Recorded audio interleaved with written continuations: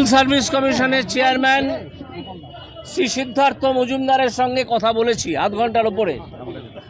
আমরা তাকে আবেদন করেছি এবং অনুরোধ করেছি যে আপনার কাছে যে মিরর ইমেজ আছে, যেটা সিবিআই এর থেকে আপনারা পেয়েছেন, সেইখান থেকে আপনারা যোগ্যদের এবং অযোগ্যদের ওএমআর শিট পাবলিশ করুন এবং একটা লিস্ট তৈরি করুন যোগ্যদের এবং অযোগ্যদের।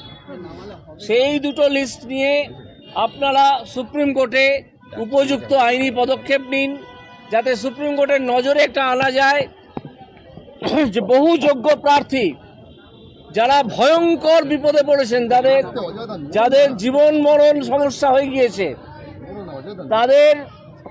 তাদের স্বার্থ সম্পূর্ণ সুরক্ষিত করা যায়, এই কথা বলেছি।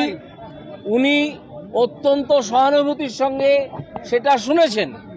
সেটা শুনেছেন এবং তিনি তার যারা আরও অন্যান্য অফিসার আছেন এবং ওপর মহলের কর্তারা আছেন তাদের সঙ্গে কথা বলে একটা সিদ্ধান্ত নেবেন। তবে আমরা আশা করি তিনি এই যোগ্য এবং অযোগ্যদের লিস্ট পাবলিশ করে দেবেন, এক নম্বর।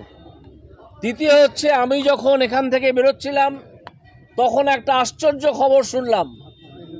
আমরা রাজনীতির ঊর্ধ্বে উঠে একটা ভদ্রজনোচিত আচরণ চাইছিলাম রাজ্য সরকারের কাছ থেকে, যাতে আমরা আমি শিক্ষামন্ত্রীর সঙ্গে যোগাযোগ করে কালকে একটি টিভি চ্যানেলে যেরকম প্রস্তাব হয়েছিল গিয়ে সেই চিঠি আমি তৈরি করে বাড়ি থেকে এনেছিলাম। কিন্তু আজকে রাজ্য সরকার যে নিউজ রঙিন নয়, সত্যের গভীরে।